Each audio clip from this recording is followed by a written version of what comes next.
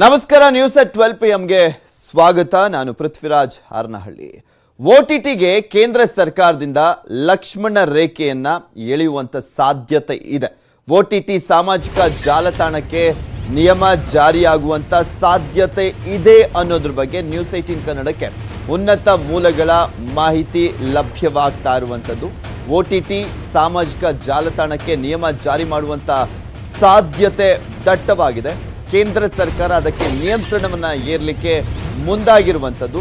ಇನ್ನು ಮುಂದೆ ಸಿಕ್ಕ ವೆಬ್ ಸೀರೀಸ್ ಬಿತ್ತರಿಸುವಂಥದ್ದು ಕಷ್ಟ. ಯಾಕಂದ್ರೆ ಇದಕ್ಕೆ ಯಾವುದಕ್ಕೂ ಆ ರೀತಿಯಾಗಿ ಬ್ರೇಕ್ ಹಾಕುವಂತ ನಿಟ್ಟಿನಲ್ಲಿ ಕೇಂದ್ರ ಸರ್ಕಾರ ಇದುವರೆಗೂ ಚಿಂತನೆಯನ್ನ ಮಾಡಿರಲಿಲ್ಲ. ಬಟ್ ಈಗ ಬ್ರೇಕ್ ಹಾಕುವಂತ ನಿಟ್ಟಿನಲ್ಲಿ ಚಿಂತನೆ ನಡೆದಿದೆ. ಆ ರೀತಿಯಾಗಿ ರೂಲ್ಸ್ಗಳು ಬರುವಂತ ಸಾಧ್ಯತೆ ಇದೆ. ಮಾನಹಾನಿಕರ ಅಶ್ಲೀಲವಾಗಿ ಏನನ್ನೂ ಕೂಡ ತೋರಿಸುವಂತಿಲ್ಲ. ಅಪ್ರಾಪ್ತರಿಗೆ ತೊಂದರೆಯಾಗುವಂತಹ ಅಂಶವನ್ನ ಕೂಡ ತೋರಿಸುವಂತಿಲ್ಲ ಅನ್ನುವಂಥ ರೂಲ್ಸ್ಗಳು, ಆ ಅಂಶಗಳೆಲ್ಲವೂ ಕೂಡ ಉಲ್ಲೇಖವಾಗಿರುತ್ತೆ. ಕಾಪಿರೈಟ್ ಇರುವಂಥ ಮಾಹಿತಿ ದೃಶ್ಯವನ್ನ ಬಳಸುವಂತಿಲ್ಲ. ಯಾವುದೇ ರೀತಿಯಾದಂಥ ಒಂದು ಕಾಪಿರೈಟ್ ಇರುವಂಥ ಮಾಹಿತಿಗಳಾಗಿರ್ಬೋದು, ದೃಶ್ಯವನ್ನ ಬಳಸುವಂತಿಲ್ಲ. ಕಾನೂನಿನ ವಿರುದ್ಧವಾಗಿ ಏನನ್ನೂ ಕೂಡ ಬಳಸುವಂತಿಲ್ಲ ಅನ್ನುವಂಥ ರೂಲ್ಸ್ ಅಂಡ್ ರೆಗ್ಯುಲೇಷನ್ ನಲ್ಲಿ ಚೇಂಜಸ್ ಅನ್ನ ಮಾಡಲಿಕ್ಕೆ ಈಗ ಮುಂದಾಗಲಾಗ್ತದೆ. ಯಾಕೆಂದ್ರೆ ಯಾವುದಕ್ಕೂ ಕೂಡ ಬ್ರೇಕ್ ಇರಲಿಲ್ಲ. ಈ ಒಂದು ಡಿಜಿಟಲ್ನಲ್ಲಿ ಏನು ಬೇಕಾದರೂ ಹಾಕ್ಬೋದಿತ್ತು. ಯಾವ ರೀತಿಯಾಗಿ ಯಾರ ವಿರುದ್ಧನಾದರೂ ಯಾರು ಬೇಕಾದರೂ ಮಾತನಾಡ್ಬೋದಿತ್ತು. ಯಾವ ರೀತಿಯಾಗಾದರೂ ಅಂದರೆ ಅಶ್ಲೀಲವಾಗಿ, ಅವೈಜ್ಞಾನಿಕವಾಗಿ, ಅಸಂಬದ್ಧವಾಗಿ ಏನನ್ನು ಬೇಕಾದರೂ ತೋರಿಸುವಂಥ ಕೆಲಸ ಆಗ್ತಾ ಇತ್ತು. ಅದಕ್ಕೆ ನಿಯಂತ್ರಣವನ್ನು ಮಾಡುವಂಥ ನಿಟ್ಟಿನಲ್ಲಿ ಈಗ ಕೇಂದ್ರ ಸರ್ಕಾರ ಮುಂದಾಗ್ತಾ ಇದೆ. ದಾರಿ ತಪ್ಪಿಸುವಂಥ ದೃಶ್ಯ ಮಾಹಿತಿಯನ್ನು ಬಳಸುವಂತಿಲ್ಲ. ಶೀಘ್ರದಲ್ಲೇ ಕೇಂದ್ರ ಸರ್ಕಾರದಿಂದ ಹೊಸ ಗೈಡ್ಲೈನ್ಸ್ ಜಾರಿಯಾಗುವಂತ ಸಾಧ್ಯತೆ ಇದೆ. ಸಾಮಾಜಿಕ ಕಾಳಜಿ ನೀತಿಯನ್ನೊಳಗೊಂಡಂತ ನಿಯಮ 2011ರ ನಿಯಮಾವಳಿಯಲ್ಲಿ ಕೆಲವು ಅಂಶಗಳನ್ನ ಸೇರ್ಪಡೆ ಮಾಡುವಂತ ಸಾಧ್ಯತೆ ದಟ್ಟವಾಗಿದೆ. ಓಟಿಟಿ ಬಳಕೆ ಮಾಡೋರಿಗೆ ಬಿಗ್ ಶಾಕ್ ಅನ್ನ ನೀಡಲಿಕ್ಕೆ ಕೇಂದ್ರ ಸರ್ಕಾರ ಮುಂದಾಗಿರುವಂಥದ್ದು. 3 ರೀತಿಯ ಪರಿಶೀಲನೆಗೆ ನಿಯಮ ಮಾಡುವಂತ ಸಾಧ್ಯತೆ ಇದೆ. 2011ರ ಕಾನೂನು ಬದಲಾವಣೆ ಇಲ್ಲ, ನಿಯಮ ಬದಲಾವಣೆಯನ್ನ ಮಾಡಲಾಗ್ತಾ ಇಲ್ಲ ಅದರಲ್ಲಿ. ಆದರೆ ಅದಕ್ಕೆ ಮತ್ತಷ್ಟು ಅಂಶಗಳನ್ನ ಸೇರಿಸಿ ಇನ್ನಷ್ಟು ನಿಯಂತ್ರಣ ಹಾಕುವಂತ ನಿಟ್ಟಿನಲ್ಲಿ ಕೇಂದ್ರ ಸರ್ಕಾರ ಮುಂದಾಗ್ತಾ ಇದೆ ಅನ್ನುವಂತ ಮಾಹಿತಿ ಸಿಗ್ತಾ ಇದೆ. ನಿಮಗೆ ತೋರಿಸ್ತಾ ಇದೀವಿ OTT ಅಂದ್ರೆ ಯಾವ್ದು ಅಂತ. ಯೂಟ್ಯೂಬ್, ಆಪಲ್ ಟಿವಿ ಆಗಿರ್ಬೋದು, ಅಮೆಜಾನ್ ಪ್ರೈಮ್ ಆಗಿರ್ಬೋದು, ನೆಟ್ಫ್ಲಿಕ್ಸ್, ಡಿಸ್ನಿ ಹಾಟ್ಸ್ಟಾರ್, ಸನ್ ನೆಕ್ಸ್ಟ್, ಈ ರೀತಿಯಾಗಿ ಸಾಕಷ್ಟು OTT ಪ್ಲಾಟ್ಫಾರ್ಮ್ಗಳು ಇದ್ದಾವೆ. ಇದರಲ್ಲೆಲ್ಲ ಕೂಡ ಹೆಂಗ್ ಬೇಕಂಗೆ ಇಲ್ಲಿ ಅಶ್ಲೀಲ ಚಿತ್ರಗಳಾಗಿರ್ಬೋದು, ಬೇರೆ ಬೇರೆ ರೀತಿಯಾದಂತಹ ಒಂದು ವಿಡಿಯೋಸ್ಗಳಾಗಿರ್ಬೋದು, ವೆಬ್ ಸೀರೀಸ್ಗಳಾಗಿರ್ಬೋದು ಇಲ್ಲಿ ಬಿಡ್ಲಾಗ್ತಾ ಇತ್ತು. ಸೊ ಆ ಒಂದು ನಿಟ್ಟಿನಲ್ಲಿ ಅದಕ್ಕೆ ನಿಯಂತ್ರಣ ಹಾಕಲಿಕ್ಕೆ ಕೇಂದ್ರ ಸರ್ಕಾರ ಚಿಂತನೆಯನ್ನ ನಡೆಸಿದೆ. ಸೊ ಅಲ್ಲಿ ಯಾವೆಲ್ಲ ಅಂಶಗಳನ್ನ ಉಲ್ಲೇಖ ಮಾಡಬಹುದು ಅನ್ನೋದನ್ನ ಕಾದು ನೋಡಬೇಕು. ಯಾಕೆಂದ್ರೆ ಈಗ ಆಲ್ರೆಡಿ ಅದರ ಚಿಂತನೆಯಂತೂ ನಡೀತಾ ಇರುವಂಥದ್ದು. ನ್ಯೂಸ್ 18 ಕನ್ನಡಕ್ಕೆ ಕೇಂದ್ರ ಸರ್ಕಾರದ ಉನ್ನತ ಮೂಲಗಳಿಂದ ಮಾಹಿತಿ ಲಭ್ಯವಾಗಿದೆ.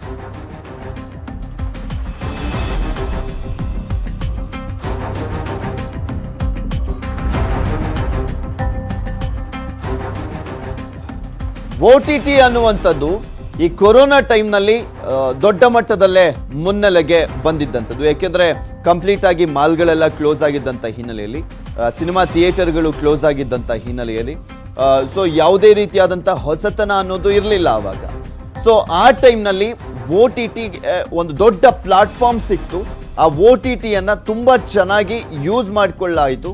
ಅದೇ ರೀತಿಯಾಗಿ ಆ OTTಯ ದುರುಪಯೋಗವೂ ಕೂಡ ನಡೀತು. OTT ಅಂದರೆ over the top cable, satellite TV ಇಲ್ಲದೆ ಪ್ರಸಾರವನ್ನ ಮಾಡುವಂಥ ಒಂದು ಪ್ಲಾಟ್ಫಾರ್ಮ್ ಅದು. ಸಿನಿಮಾ, ಧಾರಾವಾಹಿ ಎಲ್ಲವೂ ಕೂಡ ಪ್ರಸಾರ ಆಗ್ತಾ ಇತ್ತು. ಕೊರೋನಾ ಕಾಲದಲ್ಲಿ ಹೆಚ್ಚು ಪ್ರಚಲಿತಗೊಂಡಿತ್ತು OTT ಪ್ಲಾಟ್ಫಾರ್ಮ್ ಅನ್ನುವಂಥದ್ದು. ನಮಗೆ ಬೇಕಾದಾಗ ಬೇಕಾದ್ದನ್ನು ನೀಡ್ತಾ ಇತ್ತು. ಏನನ್ನು ಬೇಕಾದರೂ ನೋಡ್ಬೋದಿತ್ತು. ಯಾವುದೇ ರೀತಿಯಾದಂಥ ವೆಬ್ ಸೀರೀಸ್ಗಳನ್ನು ಬೇಕಾದರೆ ನೋಡ್ಬೋದಿತ್ತು. ಹೆಚ್ಚು ಇದು ಪ್ರಖ್ಯಾತಿಯನ್ನು ಹೊಂದಿದ್ದು ಅಂದರೆ ಕೊರೋನಾ ಟೈಮ್ನಲ್ಲಿ. ಅದಕ್ಕೆ ಒಂದು ಒಳ್ಳೆ ಉತ್ತಮ ವೇದಿಕೆ ಸಿಕ್ಕಿದ್ದು ಅಂದರೆ ಆ ಟೈಮ್ನಲ್ಲಿ. ಮಾಲ್ಗಳಲ್ಲಿ ಸಿನಿಮಾ ಥಿಯೇಟರ್ಗಳು ಎಲ್ಲವೂ ಕೂಡ ಬಂದಾಗೋಗಿತ್ತು. ಮಲ್ಟಿಪ್ಲೆಕ್ಸ್ ಎಲ್ಲವೂ ಕೂಡ ಬಂದಾಗೋಗಿತ್ತು. ಸಿಂಗಲ್ ಥಿಯೇಟರ್ಗಳು ಬಂದಾಗಿತ್ತು. ಇಡೀ ದೇಶನೇ ಸ್ತಬ್ಧವಾಗಿತ್ತು. ಆ ಟೈಮ್ನಲ್ಲಿ ಹೆಚ್ಚು ಪ್ರಚಲಿತವಾಗಿ ಹೆಚ್ಚು ಒಂದು ಒಳ್ಳೆ ಅವಕಾಶ ಸಿಕ್ಕಿದ್ವು ಅಂದ್ರೆ OTT ಪ್ಲಾಟ್ಫಾರ್ಮ್ಗಳಲ್ಲಿ. ಸೊ ಅದಕ್ಕೆ ನಿಯಂತ್ರಣ ತರುವಂತ ನಿಟ್ಟಿನಲ್ಲಿ ಈಗ ಕೇಂದ್ರ ಸರ್ಕಾರ ಮುಂದಾಗಿದೆ. ಸೊ ಈ ಒಂದು ನಿಯಂತ್ರಣ ಯಾವ ರೀತಿಯಾದಂತ ಪರಿಣಾಮವನ್ನ ಬೀರುತ್ತೆ ಅನ್ನೋದನ್ನ ಕಾದ್ ನೋಡ್ಬೇಕಾಗಿರುವಂಥದ್ದು. ಆಲ್ಮೋಸ್ಟ್ ಸಾಕಷ್ಟು ಜನ ಈಗ ಈ OTT ಪ್ಲಾಟ್ಫಾರ್ಮ್ ಅನ್ನ ಯೂಸ್ ಮಾಡ್ಕೊಳ್ತಿದ್ದಾರೆ.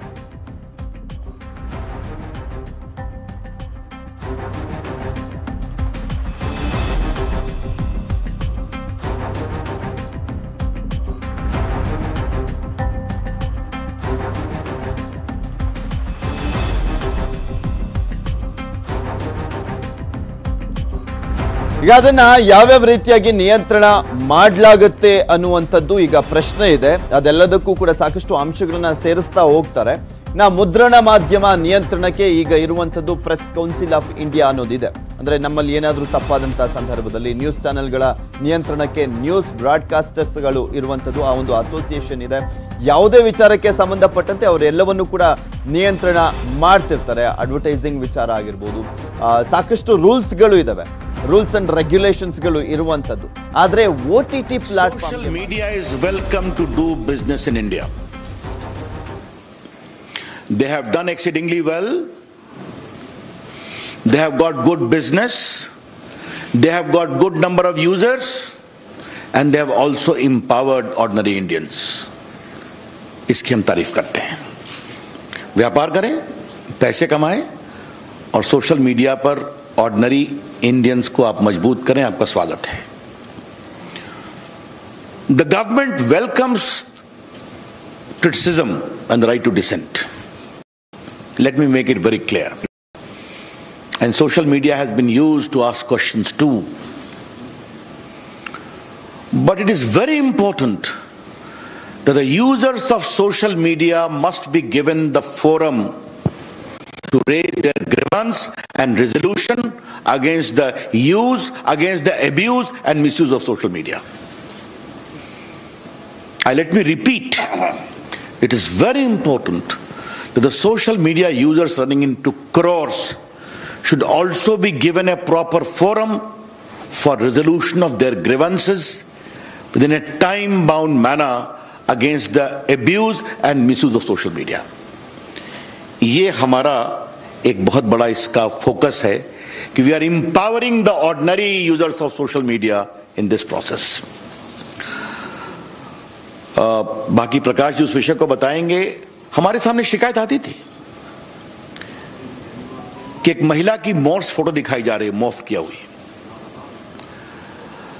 बॉयफ्रेंड गर्लफ्रेंड स्प्लिट कर गए, बहुत कॉम्प्रोमाइजिंग फोटोग्राफ दिखाई जा रही है.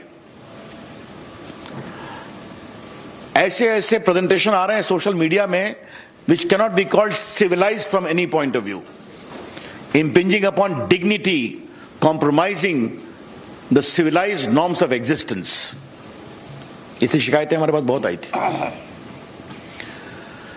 और बाकी चर्चा हम करेंगे कि how of late some intermediary and social media platforms were used to garner commercial and financial controversy inter se among corporate houses. हमारे सामने ये भी शिकायत आई थी कि सोशल मीडिया को आजकल क्रिमिनल, टेररिस्ट, देश में chaos, mayhem, वायलेंस को प्रमोट करने के लिए also from across the border कार्रवाई कर रहे हैं. मैं आपको बताना चाहूंगा, the basic essence of this is what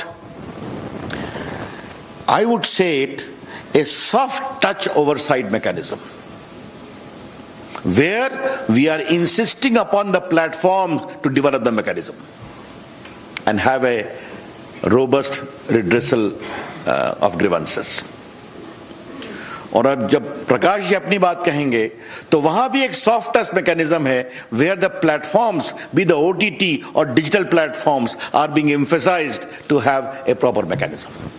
ये हमारा फोकस है, ये समझना चाहिए. मैं I wish to share some statistics to you. Bharat में व्हाट्सएप के यूजर्स हैं 53 crore. YouTube users are 44.8 crore. Facebook users are 41 crore. Instagram users are 21 crore and Twitter user are 1.75 crores. This is a good number. We are very happy about it. Indian users are using these platforms and they are also making good business case. Welcome. But what has happened, as I indicated in the very beginning, concerns are being raised over the years about rampant abuse of these social media platforms. ये आपके court के सामने बात आई है, parliament के सामने बात आई है, सिविल सोसाइटी ने बात उठाई है, और फेक न्यूज का तो ये हाल है कि आजकल मैं टीवी चैनल्स को देखता हूं कि वो भी एक फैक्ट चेक मशीन रखते हैं. जब प्रकाश जी ने यहां फैक्ट चेक शुरू किया तो हमने कहा नई बात है, but now I see many channels are having a fact check machine. Therefore this only confirms the rampant spread of fake news. और बाकी financial fraud, incitement to violence, ये सब चीजें चल रही थी. तो ये हमने देखा कि जो इंडिया में सोशल मीडिया का एवोल्यूशन हुआ है, many became as the intermediary, then became the social media, some became publishers overnight. ये भी अपने आप में एक डेवलपमेंट हुआ है, ये आपको हम बताना चाहते हैं. आज का हमारा rational and justification for new guidelines क्या है, मैं 4-5 पॉइंट आपके सामने रखना चाहता हूं, और ये बहुत इंपॉर्टेंट है. आपको एक व्यापक प्रेस रिलीज मिलेगा. Supreme Court on 11 December 2018 in the Pranjwala case asked us to frame necessary guidelines to eliminate child pornography, rape, gang rape images, videos and sites in content hosting platform and other applications. Supreme Court ने फिर 24 September 2019 को मेरी ministry को direct किया कि please have a new guideline completed at the earliest. Our Secretary, Mr. Ajay Sani, had filed an affidavit in the court. He will be doing by this year beginning itself. Rajya Sabha में 26/7/2018 को calling attention motion हुआ था fake news पर, abuse of social media पर. And all the members of parliament urged me to take action, and there is my assurance on the floor of the house कि we will improve the entire guideline. और राज्यसभा की एक ad hoc committee की report है on 3rd February 2020, जहां पर pornography on social media, effect on children, hate content on social media, इसको लेकर चिंता प्रकट की गई थी. Therefore, court orders, parliamentary proceedings. I only mention of Supreme Court. There are many orders of the High Courts as well to take action in this. हमारी ministry ने व्यापक कंसल्टेशन किया. We prepared a draft on 24th of December 2018. Where we received 171 comments. We put those comments in public domain, and we had 80 counter comments too. Therefore, widespread consultations was done, and also in the case of INB, which will be explained by them. अब हम इसके salient features को आपके सामने रखना चाह देते हैं. बाकी तो रूल्स आपके सामने आएगा, प्रेस स्टेटमेंट भी है. पहला है कि 2 कैटेगरी की है. एक है intermediary, which can be a social media intermediary, और दूसरा है significant social media intermediary. Significant social media intermediary पर एडिशनल ऑब्लिगेशन है. There are additional obligations on a significant social media intermediary.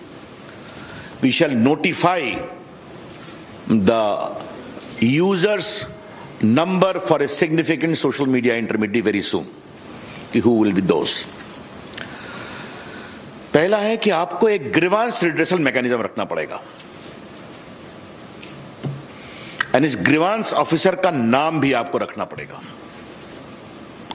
Who shall register the grievance within 24 hours and disposal in 15 days. That is very clear. Second, if there are complaints against the dignity of users, particularly women, that expose their private parts of individuals, or nudity, or in sexual act, impersonation, etc., you will be required to remove that within 24 hours after a complaint is made. This particular provision is designed to respect the dignity of the women of India and anyone else. It's very clear. उसके बाद मैंने बता दिया आपको कि 2 प्रकार के social media होंगे। तो जो सिग्निफिकेंट सोशल मीडिया होगा उनको 3 काम करना पड़ेगा। पहला, you will have to have a chief compliance officer resident in India, responsible for ensuring compliance of the acts and the rules.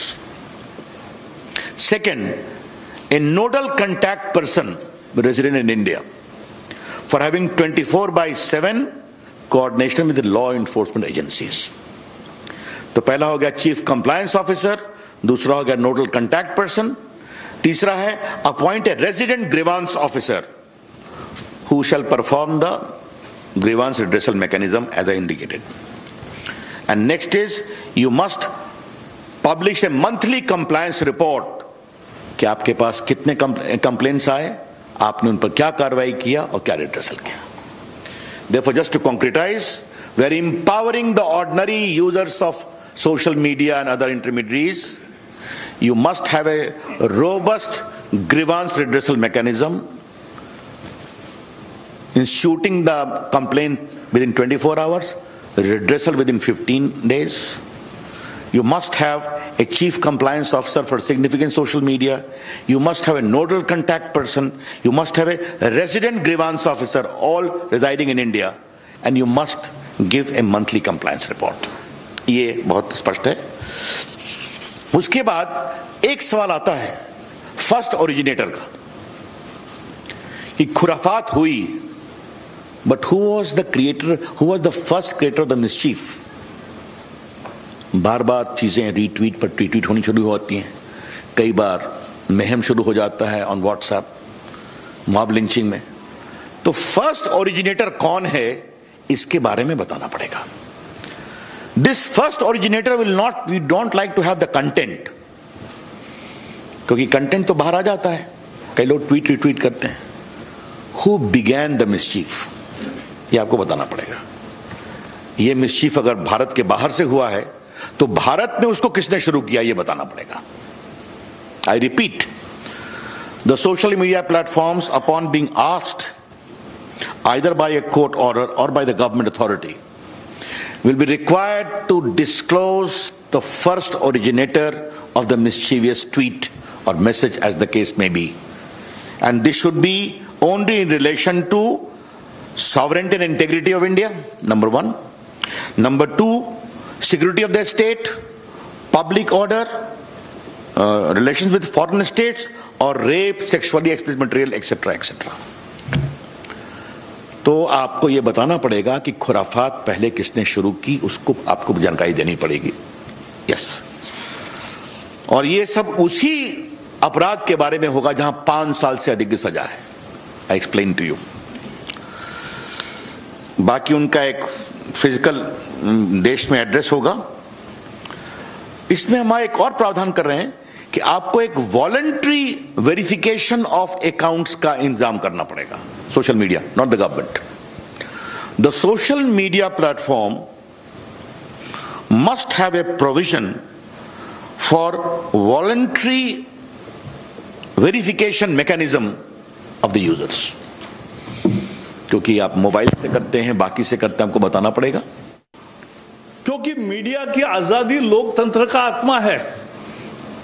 Both we have fought for maintaining press freedom and have gone to jail during emergency. During emergency. But let me also tell you that every freedom has to be responsible freedom. और उसके लिए we have decided to have 3-tier mechanism for OTT platforms. First, for OTT and digital news media, both will have to disclose their details from where they publish, how they publish, how much is the spread, anything. So that disclosure will come. That is first. Information. We are not mandating a registration. We are seeking information. Then second is, there has to be grievance redressal system, as Raviji has said. Their grievance redressal system in the same manner it will work in OTT platforms and digital portals also. They will have to have their own portal for grievance redressal. Then second tier will be self-regulation. On OTT platforms, they will have to have a self-regulation, a body headed by a retired Supreme Court or High Court judge, or otherwise very eminent person in this category. So this is what we are entailing. So there, any grievances, there has to be a place for making grievance. उसकी सुनवाई होनी चाहिए और उसके सुनवाई पर कोई judgement आना चाहिए. और जैसे हम टीवी पे देखते हैं कि टीवी पर स्क्रॉल आता है, माफी मांगते हैं, कुछ दंड भी होता है, तो ये खुद करते हैं, सरकार नहीं करती. तो वैसा ही हम करना चाहते हैं कि ये होना चाहिए. और तीसरा, एक सरकार है तो सार्वभौम सरकार होती है, सॉवरिन सरकार होती है, तो एक ओवरसाइट मैकेनिज्म भी होगी जहां एकदम तुरंत फैसले करने पड़ते हैं. कोई बहुत बड़ा पेंच तैयार हुआ तो ये ओवरसाइट मैकेनिज्म रहेगा. और ओटीटी प्लेटफॉर्म में एक और है कि अभी सेंसर बोर्ड होता है फिल्म वालों को, लेकिन ओटीटी को सेंसर बोर्ड नहीं है. तो हमने कहा है self classification of age related issues to be solve, and उसका एक प्रोसेस हो कि 13 से ऊपर 13+, 16+ and A category, there has to be a mechanism of parental lock and ensuring compliance that children don't see that. But बाकी you सिनेमे जो है इससे वहां भी यू क्लासिफिकेशन सेल्फ क्लासिफिकेशन है, लेकिन उसके लिए भी जो कोड सेंसर बोर्ड का है, जो एक एथिक्स कोड है, वो सबको कॉमन रहेगा. और इसलिए वो रहेगा. लास्ट में मैं इतना ही कहूंगा कि जो डिजिटल मीडिया पोर्टल्स है उनको भी अफवाह फैलाने का, झूठ फैलाने का यह अधिकार नहीं है, किसी को भी नहीं है. As I said, media freedom is absolute, but with responsible, reasonable restrictions, and that is the self-restrictions of responsible, that is called responsible freedom.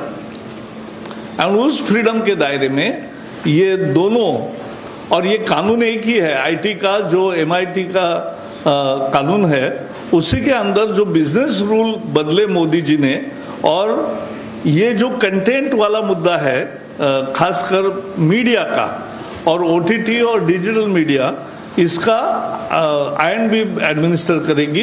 बाकी जो इंटरमीडिएट प्लेटफॉर्म्स है उस पर का संज्ञान IT मिनिस्ट्री पहले जैसे कर रही है वैसे ही करेगी. बस मुझे भी इतना ही कहना है.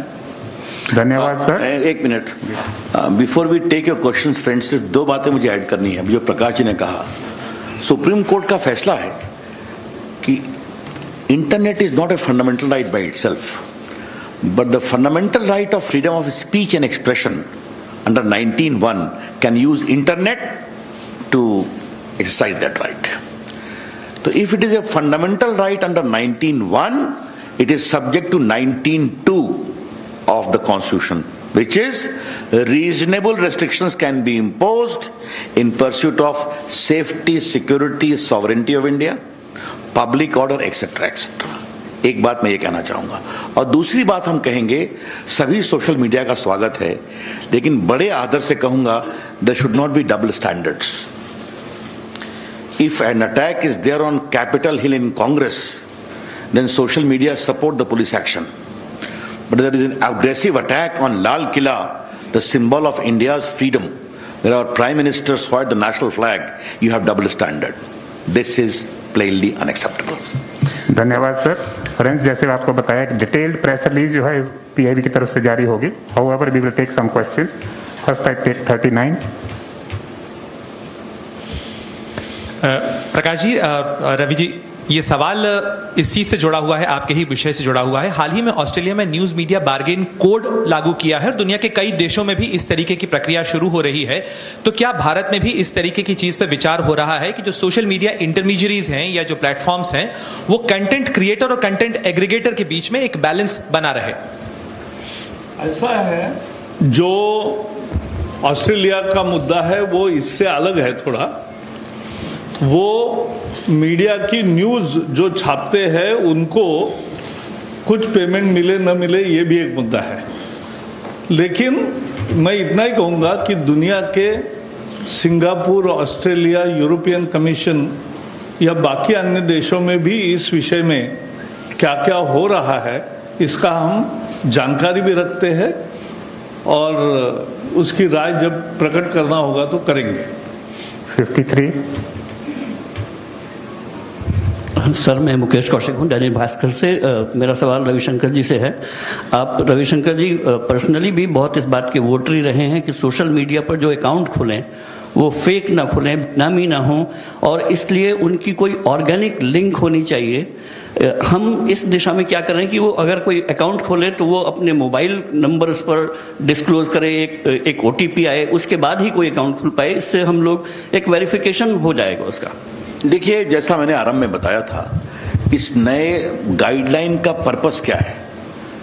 सोशल मीडिया खुद ये काम करे।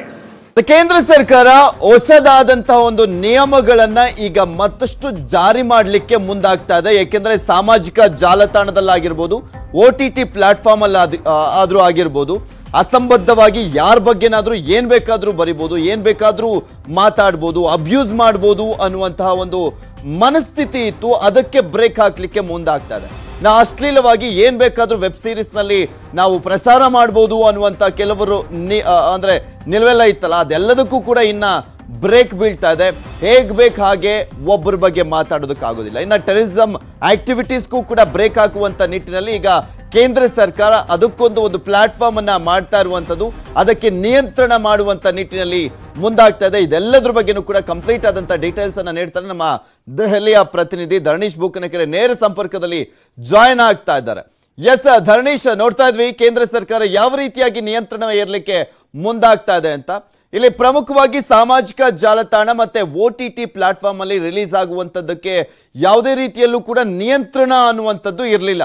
ಸೊ ಹೀಗಾಗಿ ಯಾರು ಯಾರ ಬಗ್ಗೆನಾದ್ರೂ ಮಾತನಾಡ್ಬೋದಿತ್ತು, ಅಬ್ಯೂಸ್ ಮಾಡ್ಬೋದಿತ್ತು. ಇನ್ನು ಟೆರರಿಸಂ ಆಕ್ಟಿವಿಟೀಸ್ಗಳು ಕೂಡ ಈ ಒಂದು ಸಾಮಾಜಿಕ ಜಾಲತಾಣವನ್ನ ಯೂಸ್ ಮಾಡಿಕೊಂಡು ತಮ್ಮ ಪ್ಲಾನ್ಗಳನ್ನ ರೂಪಿಸ್ಕೊಂಡು ಎಲ್ಲಿ ಏನೇನು ಮಾಡಬೇಕು ಅನ್ನೋದ್ರ ಬಗ್ಗೆ ಸ್ಕೆಚ್ಗಳನ್ನ ಹಾಕ್ತಾ ಇದ್ರು. ಸೊ ಅದೆಲ್ಲದಕ್ಕೂ ಕೂಡ ನಿಯಂತ್ರಣ ಹೇರುವಂತ ನಿಟ್ಟಿನಲ್ಲಿ ಈಗ ಕೇಂದ್ರ ಸರ್ಕಾರ ಮುಂದಾಗಿದೆ. ಇದು ಎಷ್ಟರ ಮಟ್ಟಿಗೆ ದೇಶದಲ್ಲಿ ಆಗ್ತಾ ಇದ್ದಂತ ಒಂದು ಸಾಕಷ್ಟು ಚೇಂಜ್ ಅಂದ್ರೆ ಇಲ್ಲಿ ಟೆರರಿಸಂ ಆಕ್ಟಿವಿಟೀಸ್ ಆಗಿರ್ಬೋದು, ಒಬ್ಬರನ್ನ ನಿಂದಿಸುವಂತದ್ದಾಗಿರ್ಬೋದು, ಇದೆಲ್ಲದಕ್ಕೂ ಕೂಡ ಬ್ರೇಕ್ ಆಗ್ತಂತ ಆಗುತ್ತೆ ಅಂತ.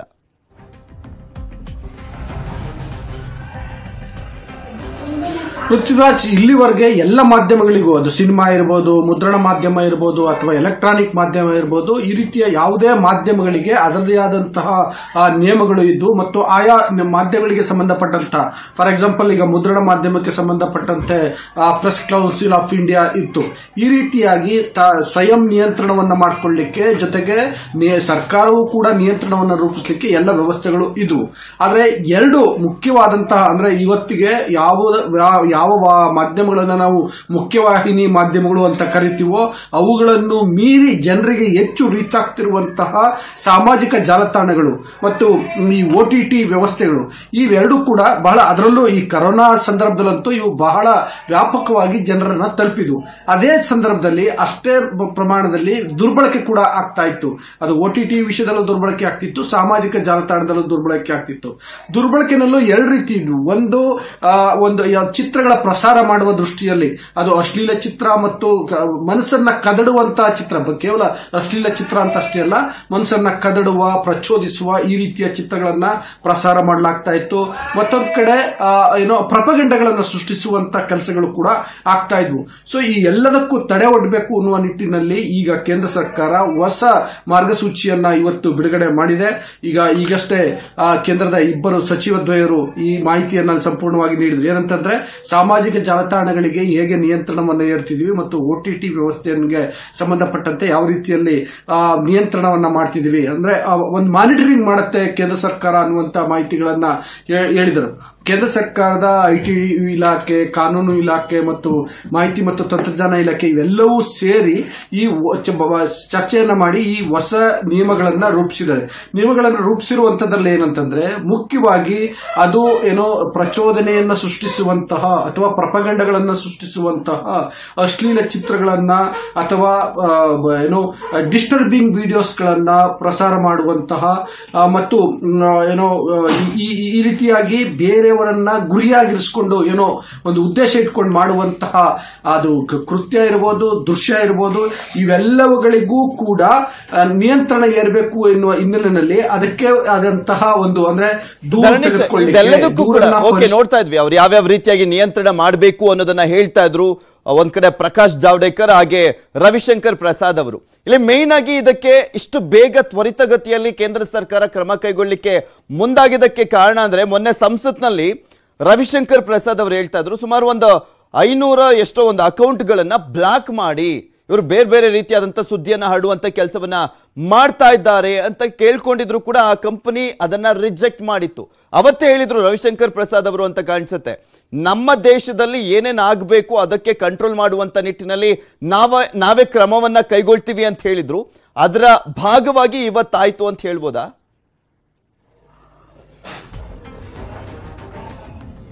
ಇದು ಆಕ್ಚುಲಿ ತ್ವರಿತವಾಗಿ ಆಗಿರುವಂತದ್ದಲ್ಲ, ನಿಜಕ್ಕೂ ಕೂಡ ತಡವಾಗಿ ಆಗಿದೆ. ಯಾಕಂದ್ರೆ ಈ ಸಂಬಂಧಪಟ್ಟಂತೆ ಸುಪ್ರೀಂ ಕೋರ್ಟ್ ಬಹಳಷ್ಟು ಬಾರಿ ಕೇಂದ್ರ ಸರ್ಕಾರಕ್ಕೆ ಬೇರೆ ಬೇರೆ ಪ್ರಕರಣದಲ್ಲಿ ಹೇಳಿತ್ತು.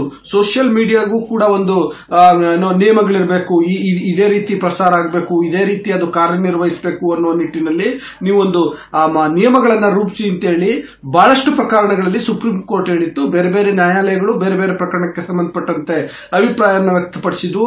ಅದಲ್ಲದೆ ಸಾರ್ವಜನಿಕ ವಲಯದಲ್ಲೂ ಕೂಡ ಇದ್ರ ಬಗ್ಗೆ ಇತ್ತು. ಅಂದ್ರೆ ಸೋಷಿಯಲ್ ಮೀಡಿಯಾದ ದುರ್ಬಳಕೆ ಆಗ್ತಿದೆ ಎನ್ನುವ ಹಿನ್ನೆಲೆಯಲ್ಲಿ ಅದಕ್ಕೂ ಕೂಡ ಒಂದು ನೀತಿ ನಿಯಮಗಳು ಇರಬೇಕು ಅನ್ನುವಂತ ರೀತಿಯಲ್ಲಿ ಚರ್ಚೆ ಆಗ್ತಿದ್ವು. ಜೊತೆಗೆ ಇದು ಸಂಸತ್ನಲ್ಲೂ ಚರ್ಚೆ ಆಗಿತ್ತು. ಸಂಸತ್ನಲ್ಲೂ ಕೂಡ ಇದ್ರ ಬಗ್ಗೆ ನಿಯಮಗಳಾಗಬೇಕು ಅನ್ನುವ ನಿಟ್ಟಿನಲ್ಲಿ ಸರ್ಕಾರದ ವತಿಯಿಂದ ಸಚಿವರು, ಸಂಬಂಧಪಟ್ಟಂತ ಸಚಿವರು, ಪ್ರತಿಪಕ್ಷದವರು ಎಲ್ಲರೂ ಕೂಡ ಚರ್ಚೆಯನ್ನ ಮಾಡಿದ್ರು. ಆದ್ರೆ ಅದು ಸಾಧ್ಯ ಆಗಿರಲಿಲ್ಲ. ಈಗ ನಾನಾಗ್ಲೇ ಹೇಳಿದೆ ಏನಂತಂದ್ರೆ ಅದಕ್ಕೆ ಸಂಬಂಧಪಟ್ಟಂತ ಬೇರೆ ಬೇರೆ ಇಲಾಖೆಗಳು, ಕಾನೂನು ಇಲಾಖೆ, IT ಮತ್ತು ತಂತ್ರಜ್ಞಾನ ಇಲಾಖೆ, ಮಾಹಿತಿ ಮತ್ತು ಪ್ರಸಾರದ ಇಲಾಖೆ, ಇವೆಲ್ಲವೂ ಕೂಡ ಎಲ್ಲರಿಂದಲೂ ಕೂಡ ಮಾಹಿತಿಗಳನ್ನ ಸಂಗ್ರಹಿಸಿಕೊಂಡು ಯಾವ್ಯಾವ ರೀತಿಯಲ್ಲಿ ಇದನ್ನ ಸಾಮಾಜಿಕ ಜಾಲತಾಣಗಳಿಗೆ, ಯಾಕಂದ್ರೆ ಇದು ಈಗ ಮಾಧ್ಯಮ ಇರಬಹುದು, ಸಿನಿಮಾ ಇರಬಹುದು ಅಥವಾ ಎಲೆಕ್ಟ್ರಾನಿಕ್ ಮೀಡಿಯಾ ಇರಬಹುದು, ಅದು ನಿರ್ದಿಷ್ಟ ಸಂಸ್ಥೆಗಳು ಮತ್ತು ವ್ಯವಸ್ಥಿತವಾಗಿ ನಡೀತಿರುವಂತಹ ಸಂಸ್ಥೆಗಳು. ಸಾಮಾಜಿಕ ಜಾಲತಾಣ ಅಥವಾ OTT ವ್ಯವಸ್ಥೆ ಇದು ಒಂದ್ ರೀತಿಯಲ್ಲಿ ಬಹಳ ಈಗ ಫಾರ್ ಎಕ್ಸಾಂಪಲ್ ಅದಕ್ಕೆ ಇನ್ನೊಂದು ಬೆಸ್ಟ್ ಎಕ್ಸಾಂಪಲ್ ಅಂತಂದ್ರೆ ಇವತ್ತು ರವಿಶಂಕರ್ ಪ್ರಸಾದ್ ಹೇಳ್ತಾ ಇದ್ರು ಎಷ್ಟು ಕೋಟಿ ಜನ ವಾಟ್ಸ್ಆಪ್, ಫೇಸ್ಬುಕ್ ಮತ್ತಿತರ ಪ್ಲಾಟ್ಫಾರ್ಮ್ಗಳಲ್ಲಿ ಇದ್ದಾರೆ ಅಂತೇಳಿ. ಸೊ ಹಾಗಾಗಿ ಇದು ಬಹಳ ವ್ಯಾಪಕವಾಗಿರೋದ್ರಿಂದ ಮತ್ತೆ ಯಾರು ಕೂಡ ನಿಯಂತ್ರಣಕ್ಕಿಲ್ಲದಿರೋದ್ರಿಂದ ಇದನ್ನ ಒಂದು ವ್ಯವಸ್ಥೆ ಮಾಡ್ಲಿಕ್ಕೆ ಒಂದು ಸ್ವಲ್ಪ ತಡ ಆಯಿತು. ಬಟ್ ಸಾಮಾಜಿಕ ಜಾಲತಾಣಗಳ ದುರ್ಬಳಕೆ ಆಗ್ತಿದೆ, ಅದನ್ನ ನಿಯಂತ್ರಿಸಬೇಕು ಅನ್ನುವಂತಹ ಬಹುದಿನಗಳ ಬೇಡಿಕೆ ಏನಿತ್ತು ಅದು ಒಂದು ಈಡೇರಿದಂತಾಗಿದೆ ಇವತ್ತು. ಥ್ಯಾಂಕ್ ಯು ಧರಣೀಶ್ ನಿಮ್ಮೆಲ್ಲ ಡೀಟೇಲ್ಸ್ಗಾಗಿ. ಸರ್ ನೋಡ್ತಾ ಇದ್ರಲ್ಲ ಕೇಂದ್ರ ಸರ್ಕಾರ ಯಾವ ರೀತಿಯಾಗಿ ಈಗ ನಿಯಂತ್ರಣ ಮಾಡುವಂತ ನಿಟ್ಟಿನಲ್ಲಿ ಮುಂದಾಗಿದೆ ಅನ್ನೋದ್ರ ಬಗ್ಗೆ ರವಿಶಂಕರ್ ಪ್ರಸಾದ್ ಅವರು ಮತ್ತೆ ಪ್ರಕಾಶ್ ಜಾವಡೇಕರ್ ಅವರು ಸ್ಪಷ್ಟನೆಯನ್ನ ನೀಡ್ತಾ ಇದ್ರು. ಏನೇನ್ ರೂಲ್ಸ್ ಅನ್ನ ತರಲಾಗ್ತಾ ಇದೆ ಅನ್ನೋದನ್ನ ಕೂಡ ಕಂಪ್ಲೀಟ್ ಆಗಿ ವಿವರಣೆಯನ್ನ ನೀಡ್ತಾ ಅವರು ಸಾಮಾಜಿಕ ಜಾಲತಾಣ ಮತ್ತೆ OTT ಪ್ಲಾಟ್ಫಾರ್ಮ್ ನಲ್ಲಿ ಹೇಗ್ ಬೇಕು ಹಾಗೆ ಯಾರು ಕೇಳೋರಿಲ್ಲ ಅನ್ನುವ ರೀತಿಯಲ್ಲಿ ಏನು ಮೆಸೇಜ್ಗಳು ಪಾಸ್ ಆಗ್ತಾ ಇದ್ವು, ನಿಯಂತ್ರಣ ಇಲ್ಲದೆ ವಿಡಿಯೋಸ್ಗಳು ಬರ್ತಾ ಇದ್ವು, ಅದೆಲ್ಲದಕ್ಕೂ ಕೂಡ ನಿಯಂತ್ರಣ ಹೇರುವಂತ ಕೆಲಸವನ್ನ ಈಗ ಕೇಂದ್ರ ಸರ್ಕಾರ ಮಾಡ್ತಾ ಇದೆ. ಏನೋ ಈ ಕುರಿತಂತೆ ಮಾತಾಡಲಿಕ್ಕೆ ನಮ್ಮ ಜೊತೆ ಕೃಷ್ಣಕುಮಾರ್ ಅವರು IT ಎಕ್ಸ್ಪರ್ಟ್ ದೂರವಾಣಿ ಸಂಪರ್ಕದಲ್ಲಿದ್ದಾರೆ. ನಮಸ್ಕಾರ ಸರ್. ನಮಸ್ತೆ ಸರ್. ಈಗ ಆಲ್ರೆಡಿ ಗಮನಿಸಿದಿರಾ ಅಂತ ಕಾಣಿಸುತ್ತೆ ರವಿಶಂಕರ್ ಪ್ರಸಾದ್ ಅವರ ಮಾತುಗಳು ಮತ್ತೆ ಪ್ರಕಾಶ್ ಜಾವಡೇಕರ್ ಅವರ ಮಾತುಗಳನ್ನ. ಹೌದು, ಇದು ಯಾವ ರೀತಿಯಾದಂತ ನಿಯಂತ್ರಣ ಹೇರದಂತ ಆಗ್ತಾ ಇದೆ ಅಂತ. ಸೋಷಿಯಲ್ ಮೀಡಿಯಾಗೆ ಯಾವುದೇ ರೀತಿಯಾದಂತ ನಿಯಂತ್ರಣ ಅನ್ನುವಂಥದ್ದು ಇರಲಿಲ್ಲ. ಯಾರ ಬಗ್ಗೆನಾದ್ರೂ ಹೇಗ್ ಬೇಕಾದ್ರೂ ತಮ್ಮ ಅಭಿಪ್ರಾಯವನ್ನ ಮಂಡಿಸ್ತಾ ಇದ್ರು. ಇನ್ನು ಒಂದ್ ಕಡೆ ಅದೇ ರೀತಿಯಾಗಿ OTT ಪ್ಲಾಟ್ಫಾರ್ಮ್ ಅಲ್ಲೂ ಕೂಡ ಇದು ಎಷ್ಟರ ಮಟ್ಟಿಗೆ ಈಗ ಯೂಸ್ಫುಲ್ ಆಗುತ್ತೆ ನಿಯಂತ್ರಣ ಹೇರುವ ಮುಖಾಂತರ? ಇದು ನನ್ನ ಪ್ರಕಾರ ಇದು ಬಹಳ ಒಳ್ಳೆ ಒಂದು ಮೂವ್ ಫ್ರಮ್ ದ ಗವರ್ಮೆಂಟ್ ಅಂತ ಅನ್ಸುತ್ತೆ. ಯಾಕೆಂದ್ರೆ ಎರಡು ವಿಷಯದಲ್ಲಿ, ಫಸ್ಟ್ ನಮಗೆ ಈ OTT ಬಗ್ಗೆ ನಮ್ಗೆ ಇಷ್ಟೊಂದು ಇನ್ಫಾರ್ಮೇಶನ್, ಇಷ್ಟೊಂದು ಡಿಸ್ಕಷನ್ ನಡೀತಿರೋದು ಏನಕ್ಕೆ ಅಂದ್ರೆ ಈ ಕೋವಿಡ್ ಕಾರಣದಿಂದಾಗಿ. ಯಾರು ಥಿಯೇಟರ್ಗೆ ಹೋಗಕ್ಕಾಗ್ತಿಲ್ಲ, ಮನೇಲೆ ನೋಡ್ತಾ ಇದ್ರು, ಇವ್ರುಗಳು ಕಂಟೆಂಟ್ ಪ್ರೊವೈಡ್ ಮಾಡ್ತಿದ್ರು, ಎಲ್ಲರೂ ನೋಡ್ತಾ ಇದ್ವಿ ನಾವು ಅಲ್ವಾ. ಸೊ ಈ OTT ನಲ್ಲಿ ಈ ನಾರ್ಮಲ್ ಮೂವೀಸ್ಗೆಲ್ಲ ನಿಮಗೆ ರೆಗ್ಯುಲೇಷನ್ಸ್ ಇರೋದು, ಸೆನ್ಸರ್ ಬೋರ್ಡ್ ಇರೋದು, ಅವೆಲ್ಲ ಏನು ಇಲ್ಲ ಇವ್ರಿಗೆ. ಸೊ ಆ ಒಂದು ದೃಷ್ಟಿಯಲ್ಲಿ ಇವರು ರವಿಶಂಕರ್ ಪ್ರಸಾದ್ ಅವರು ಹೇಳಿದ್ರು ರೆಸ್ಪಾನ್ಸಿಬಲ್ ಫ್ರೀಡಮ್ ಅಂತ ಹೇಳಿ, ಅದು ಬಹಳ ಮುಖ್ಯ. ಅದು ನಿಮಗೆ ನೀವೇನಾದ್ರೂ ಮಾಡಿ ಅದರ ಆ ಒಂದು ಕಾನೂನಿನ ಒಂದು ಚೌಕಟ್ಟಿನಲ್ಲಿ ಅದೇನ್ ಮಾಡ್ಬೇಕು ಅದನ್ನ ಮಾಡಿ ಅಂತಕ್ಕಂತ ಒಂದಿದು. ಸೊ ನನ್ನ ಪ್ರಕಾರ ದಿಸ್ ಇಸ್ ಓವರ್ ಡ್ಯೂ, ಇದನ್ನ ಮುಂಚೆನೆ ಮಾಡ್ಬೇಕಾಗಿದ್ದು ಆಯ್ತಾ. ಒಂದು ಇನ್ನೊಂದು ಅವರು ಸೆಲ್ಫ್ ರೆಗ್ಯುಲೇಷನ್ ಮುಂತಾದ ಒಂದು ಇನ್ನು 3 ಡಿಫ್ರೆಂಟ್ ಟೈಪ್ಸ್ ಆಫ್ ರೆಗ್ಯುಲೇಷನ್ ಅಂತೆಲ್ಲ ಹೇಳ್ತಿದಾರಲ್ಲ, ಇದೆಲ್ಲ ಎಷ್ಟ್ರ ಮಟ್ಟಿಗೆ ಕರೆಕ್ಟ್ ಆಗಿ ಇದನ್ನ ಮಾಡಕ್ಕಾಗತ್ತೆ, ಇದನ್ನ ಆಡಿಟ್ ಮಾಡಿ ಇದನ್ನ ಫೈಂಡಿಂಗ್ಸ್ ಅನ್ನು ಪ್ರೊವೈಡ್ ಮಾಡಿ ಒಂದು 6 ತಿಂಗಳು 1 ವರ್ಷದಲ್ಲಿ ನಮ್ಗೆ ಗೊತ್ತಾಗತ್ತೆ ಇದು ನಿಜವಾಗ್ಲೂ ಇದರಿಂದ ಬೆನಿಫಿಟ್ ಆಗ್ತಿದೆ ಜನಕ್ಕೆ, ಅಥವಾ ಇದನ್ನ ಹೇಗೆ ಜನ ಉಪಯೋಗಿಸ್ಕೊತಿದ್ದಾರೆ, ಅಥವಾ ಏನೋ ದುರ್ಬಳಕೆ ಆಗ್ತಿದೆ ಅನ್ನೋದು ನಮ್ಗೆ ಇನ್ನೊಂದು 6 ತಿಂಗಳು 1 ವರ್ಷದಲ್ಲಿ ಗೊತ್ತಾಗತ್ತೆ. ಆದ್ರೆ ಈ ಒಂದು ರೆಗ್ಯುಲೇಷನ್ ತಂದಿರೋದು ನನ್ನ ಪ್ರಕಾರ ತುಂಬಾ ಒಳ್ಳೇದು. ಈ ಫೇಕ್ ನ್ಯೂಸ್ ಆಗಿರ್ಬೋದು ಅಥವಾ ಸರ್ ಮಾತಾಡ್ಸ್ತಾ ಹೋಗ್ತೀನಿ ಸರ್, ಇನ್ನು ಸಾಕಷ್ಟು ವಿಚಾರಗಳಿದೆ, ಅದೆಲ್ಲದ್ರ ಬಗ್ಗೆನೂ ಕೂಡ ನಿಮ್ಮಿಂದ ಇನ್ಫಾರ್ಮೇಶನ್ ಪಡ್ಕೊಳ್ತೀನಿ. ಸಾಮಾಜಿಕ ಜಾಲತಾಣ ಮತ್ತೆ OTT ಪ್ಲಾಟ್ಫಾರ್ಮ್ ನ ವಿಚಾರಕ್ಕೆ ಸಂಬಂಧಪಟ್ಟಂತೆ ಮಾತನಾಡ್ತಾ ಇದ್ರು ಕೃಷ್ಣಕುಮಾರ್ ಅವರು. ಸಾಕಷ್ಟು ವಿಚಾರಕ್ಕೆ ಸಂಬಂಧಪಟ್ಟಂತೆ ಏನ್ ಯೂಸ್ಫುಲ್ ಅನ್ನೋದನ್ನ ಕೂಡ ಹೇಳ್ತಾ ಇದ್ರು. ಅವರು ನಮ್ಮ ಜೊತೆ ಸಂಪರ್ಕದಲ್ಲೇ ಇದ್ದಾರೆ. ಕೃಷ್ಣಕುಮಾರ್ ಸರ್, ಇಲ್ಲಿ ಮೇನ್ಲಿ ರವಿಶಂಕರ್ ಪ್ರಸಾದ್ ಸರ್ ಹೇಳೋ ಪ್ರಕಾರ ಅಂದ್ರೆ ಇಲ್ಲಿ ಸಾಕಷ್ಟು ಟೆರರಿಸಂ ಆಕ್ಟಿವಿಟೀಸ್ ಆಗಿರ್ಬೋದು, ಇನ್ನು ಬೇರೆ ಬೇರೆ ಮೋಸ ಮಾಡುವಂತ ಕೆಲಸಗಳೆಲ್ಲವೂ ಕೂಡ ಆಗ್ತಾ ಇದ್ವಲ್ಲ, ಆ ಒರಿಜಿನಾಲಿಟಿ ಎಲ್ಲಿಂದ ಅಂದ್ರೆ ಫಸ್ಟ್ ಸ್ಪಾಟ್ ಎಲ್ಲಿಂದ ಸ್ಪ್ರೆಡ್ ಆಗ್ತಾ ಇತ್ತು ಅದನ್ನ ಕೂಡ ಫೈಂಡ್ ಔಟ್ ಮಾಡ್ಲಿಕ್ಕೆ ಇನ್ನು ಮುಂದೆ ಈಸಿ ಆಗುತ್ತೆ ಅನ್ನೋದ್ರ ಬಗ್ಗೆನೂ ಕೂಡ ಹೇಳ್ತಾ ಇದ್ರು. ಅಂತದಕ್ಕೂ ಕೂಡ ನಾವು ನಿಯಂತ್ರಣ ಹಾಕೋದ್ರ ಜೊತೆಗೆ ಯಾರು ಸ್ಪ್ರೆಡ್ ಮಾಡಿದ ಆತ ಫಾರಿನಲ್ಲಿ ಇತ್ಕೊಂಡು ಇಲ್ಲಿ ಏನಾದ್ರು ಆಕ್ಟಿವಿಟೀಸ್ ಮಾಡ್ತಾ ಇದ್ರೆ ಇಲ್ಲಿ ಯಾರು ಸ್ಪ್ರೆಡ್ ಮಾಡಿದ್ದು ಅನ್ನೋದೆಲ್ಲವೂ ಕೂಡ ಈಸಿಯಾಗಿ ಬೇಗ ಗೊತ್ತಾಗುತ್ತೆ ಅನ್ನೋದನ್ನ ಹೇಳ್ತಾ ಇದ್ರು. ಇದು ಎಲ್ಲೋ ಒಂದ್ ಕಡೆ ದೇಶಕ್ಕೆ ಯೂಸ್ಫುಲ್ ಆಗುವಂತ ಥಿಂಗ್ಸ್ಗಳೇ. ಹೌದು, ಖಂಡಿತ. ಈಗ ಇದು ಈ ಸೋಷಿಯಲ್ ಮೀಡಿಯಾ ಆಗಿರ್ಬೋದು ಅಥವಾ OTT ಆಗಿರ್ಬೋದು, ಇದನ್ನ ಒಂದು ಜವಾಬ್ದಾರಿಯುತವಾಗಿ ಜನ ಉಪಯೋಗಿಸ್ಕೊಂಡ್ರೆ, ಬಳಸ್ಕೊಂಡ್ರೆ ಅದು ಎಲ್ಲರಿಗೂ ಏನೋ ಸಮಾಜಕ್ಕೂ ಬಹಳ ಹೆಲ್ಪ್ ಆಗುತ್ತೆ. ಆದ್ರೆ ಇದನ್ನ ಬೇರೆ ತರ ಜನ ಯೂಸ್ ಮಾಡಿದ್ರೆ ಅದು ಎಲ್ಲಿಂದ ಆರಿಜಿನ್ ಎಲ್ಲಿಂದ ಬರುತ್ತೆ ಅನ್ನೋದನ್ನ ಕಂಡುಹಿಡಿತೀವಿ ಅಂತ ಒಂದ್ ಹೇಳಿದ್ರೆ ಅಷ್ಟೇ ಸಾಕು ವಾರ್ನಿಂಗ್. ಸುಮಾರು ಜನ ಇನ್ಮೇಲಿಂದ ಇಂಥ ಕೆಲ್ಸಕ್ಕೆ ಹೋಗೋದೇ ಇಲ್ಲ, ಎಲ್ಲಿ ಸಿಕ್ಕಾಕೊಂಡ್ಬಿಡ್ತೀನೋ ಅನ್ನೋ ಒಂದು ಹೆದರಿಕೆ ಇರತ್ತೆ ಅವ್ರಿಗೆ, ಆಯ್ತಾ. ಅದು ಒಂದು. ಮತ್ತೆ ಇನ್ನೊಂದು, ಈ OTT ಪ್ಲಾಟ್ಫಾರ್ಮ್ ಅಂತ ಏನ್ ಕರಿತೀವಿ, ಇದನ್ನ 2-sided ಮಾರ್ಕೆಟ್ ಅಂತ ಹೇಳ್ತೀವಿ ಬಿಸ್ನೆಸ್ ಟರ್ಮ್ಸ್ ಅಲ್ಲಿ. 2-sided ಮಾರ್ಕೆಟ್ ಅಂದ್ರೆ ನಿಮಗೆ ಒಂದು ಕಡೆ ಕಂಟೆಂಟ್ ಕ್ರಿಯೇಟರ್ಸ್, ಈ ಮೂವಿ ಈ ಸೀರಿಯಲ್ಸ್ ಎಲ್ಲ ಮಾಡ್ತಾರಲ್ಲ ಅವ್ರುಗಳು ಒಂದ್ ಕಡೆ, ಇನ್ನೊಂದ್ ಕಡೆ ನಾವು ಜನಸಾಮಾನ್ಯರು, ನಾವು ಅದಕ್ಕೆ ದುಡ್ಡು ಕೊಟ್ಟು ನಾವು ವ್ಯೂ ಮಾಡ್ತೀವಲ್ಲ ಮನೆಯಲ್ಲಿ, ಟಿವಿಲಿ ನೋಡ್ತೀವಿ ಅಲ್ವಾ. ಸೊ ಇದು ಎರಡರ ಮಧ್ಯದಲ್ಲಿ ಇರೋ ಪ್ಲಾಟ್ಫಾರ್ಮ್ಗಳು ಈ ನೆಟ್ಫ್ಲಿಕ್ಸ್ ಮತ್ತೆ ಈ ಅಮೆಜಾನ್ ಪ್ರೈಮ್ ಇಂತ ಮುಂತಾದ ಸುಮಾರು ಜನ ಈ ತರ ಇದಾರೆ ಅಲ್ಲಿ. ಸೊ ಈ ಸೆಲ್ಫ್ ರೆಗ್ಯುಲೇಷನ್ ಅನ್ನೋದು ಕಂಟೆಂಟ್ ಕ್ರಿಯೇಟ್ ಮಾಡೋರು, ಈ ಮೂವಿ ಪ್ರೊಡಕ್ಷನ್ ಹೌಸ್ಗಳು ಆಗಿರ್ಬೋದು, ಈ ಪ್ಲಾಟ್ಫಾರ್ಮ್ ಅವರು ಅಷ್ಟೇ, ಅವರು ಜವಾಬ್ದಾರಿ ತಗೊಂಡು ಕರೆಕ್ಟ್ ಆಗಿರೋ ಕಂಟೆಂಟೇ ಪ್ರೊವೈಡ್ ಮಾಡ್ತೀವಿ ಅಂತ ಹೇಳಿ ಮಾಡಿದ್ರೆ ಜನರಿಗೂ ಅದು ಬಹಳ ಅಪ್ರಿಶಿಯೇಟ್ ಮಾಡ್ತಾರೆ, ಇದು ಹೆಲ್ಪ್ ಆಗುತ್ತೆ. ನಾನ್ ಇದಕ್ ಮುಂಚೆ ಹೇಳ್ದಂಗೆ ಇದೊಂದ್ 3 ತಿಂಗಳು 6 ತಿಂಗಳು ಸಮಯ ನೋಡಿ ಅವರು ಮಿನಿಸ್ಟರ್ ಹೇಳಿದ್ದಾರೆ, 3 ತಿಂಗಳು ಸಮಯ ಕೊಡ್ತೀವಿ ಎಲ್ಲಾರ್ಗು ಇದನ್ನೆಲ್ಲ ಈ ರೆಗ್ಯುಲೇಷನ್ ಬಾಡಿ ಮಾಡ್ಕೊಳಕ್ಕೆ, ಅದಕ್ಕೆ ಇದಕ್ಕೆ ಅಂತೆಲ್ಲ ಹೇಳಿ ಎಥಿಕ್ಸ್ ಕಮಿಟಿ ಮಾಡ್ಬೇಕು ಎಲ್ಲ ಮಾಡ್ತೀವಿ ಅಂತ ಅವ್ರಿಗೆ ಸಮಯ ಕೊಟ್ಟು ಇದನ್ನ ಕರೆಕ್ಟ್ ಆಗಿ ಇಂಪ್ಲಿಮೆಂಟ್ ಮಾಡಿದ್ಮೇಲೆ ನಮಗೆ ಅವಾಗ ಗೊತ್ತಾಗುತ್ತೆ. ಜಾಸ್ತಿ ಸರ್ ಈ ಸಾಮಾಜಿಕ ಜಾಲತಾಣ 50% ಯೂಸ್ ಆಗ್ಲಿಕ್ಕೆ ಬಳಕೆ ಮಾಡ್ಕೊಳ್ತಾ ಇದ್ರೆ, ಇನ್ 50% ಈ ಬೇರೆದಕ್ಕೇನೆ ಯೂಸ್ ಮಾಡ್ಕೊಳ್ತಾ ಇದ್ದದನ್ನ ನಾವು ಗಮನಿಸ್ತಾ ಇದ್ವಿ. ಮೇನ್ ಆಗಿ ಯಾವಾಗ ಯಾವ ರೀತಿಯಾಗಿ ಕೇಂದ್ರ ಸರ್ಕಾರ ಇಂಟರ್ಫಿಯರ್ ಆಗಿ ಇದಕ್ಕೆ ನಿಯಂತ್ರಣ ಇರುತ್ತಪ್ಪ ಅನ್ನೋದನ್ನ ಸಾಕಷ್ಟು ಜನ ಮಾತನಾಡ್ತಾ ಇದ್ರು. ಸುಪ್ರೀಂ ಕೋರ್ಟ್ ಅಂತೂ ಸಾಕಷ್ಟು ಬಾರಿ ಹೇಳಿತ್ತು ಇದಕ್ಕೇನಾದ್ರೂ ಒಂದು ನಿಯಂತ್ರಣ ತರುವಂತ ನಿಟ್ಟಿನಲ್ಲಿ ಮುಂದಾಗಬೇಕು ಅಂತ. ಅದನ್ನೇ ಹೇಳ್ತಾ ಇದ್ರು ರವಿಶಂಕರ್ ಪ್ರಸಾದ್ ಅವರು. ಸುಪ್ರೀಂ ಕೋರ್ಟ್ ಒಂದು ಗೈಡ್ಲೈನ್ಸ್ ಕೂಡ ಇದೆ, ಸುಪ್ರೀಂ ಕೋರ್ಟ್ ಕೂಡ ಹೇಳ್ತಾನೆ ಇತ್ತು ಇದನ್ನ. ಸೊ ಈಗ ಫೈನಲಿ ನಾವು ಇದಕ್ಕೆ ಮುಂದಾಗ್ತಾ ಇದೀವಿ ನಿಯಂತ್ರಣ ಹೇರ್ಲಿಕ್ಕೆ ಅಂತ. ಹೌದು ಹೌದು ಹೌದು. ಇದು ನನಗೆ ಈಗ ಈ ಒಂದು ರೆಗ್ಯುಲೇಷನ್ ಇದೆ ಅಂತ ಹೇಳಿದ ತಕ್ಷಣನೇ ಜನಕ್ಕೆ ಒಂದ್ ಸ್ವಲ್ಪ ಎಚ್ಚರಗೊಂಡು ಅದನ್ನ ಸ್ವಲ್ಪ ರೆಸ್ಪಾನ್ಸಿಬಲ್ ಆಗಿ ಕಂಟೆಂಟ್ ಹಾಕ್ತಾರೆ ಅಂತ ಅನ್ಕೊಂಡಿದ್ದೀನಿ. ಸೊ ಆ ಒಂದು ದೃಷ್ಟಿಯಲ್ಲಿ ಇದನ್ನ ಮುಂಚೆನೆ ಮಾಡ್ಬೇಕಾಗಿತ್ತು. ಒಂದ್ 5 ವರ್ಷ 10 ವರ್ಷ ಮುಂಚೆನೆ ಮಾಡಿದ್ರೆ ಇವಾಗ ಜನ ಸುಮ್ನೆ ಫ್ರೀಡಮ್ ಬೇಕು ಅಂತ ಓಡಾಡ್ತಾರೆ, ಆದ್ರೆ ಅದ್ರದ್ದು ನೆಗೆಟಿವ್ ಪಾರ್ಟ್ ಯಾರಿಗೂ ಅಷ್ಟೊಂದು ಗೊತ್ತಾಗಲ್ಲ. ಈಗ ಎಲ್ಲಾರ್ಗು ಅದು ದಿನೇ ದಿನೇ ಹೆಚ್ಚಾಗ್ತಿರೋದ್ರಿಂದ ಎಲ್ಲಾರ್ಗು ಗೊತ್ತಾಗ್ತಿದೆ ಅದು. ಸೊ ಆ ಒಂದು ದೃಷ್ಟಿಯಲ್ಲಿ ಇದು ನನ್ನ ಇದರಲ್ಲಿ ಇದು ಬಹಳ ಒಳ್ಳೆ ಒಂದು ಸ್ಟೆಪ್ ಅಂತ ಹೇಳ್ತೀನಿ. Okay okay, thank you sir, news 18 ಜೊತೆ ಮಾತನಾಡಿ ನಿಮ್ಮ ಅಭಿಪ್ರಾಯವನ್ನು ವ್ಯಕ್ತಪಡಿಸಿದ್ದಕ್ಕೆ. ಇವೆಷ್ಟು ಈ ಕ್ಷಣದವರೆಗಿನ ಸುದ್ದಿಗಳು. ನೋಡ್ತಾರೆ ನ್ಯೂಸ್ 18 ಕನ್ನಡ. ಜಾಲ ನಮ್ಮದು, ಬಲ ನಿಮ್ಮದು.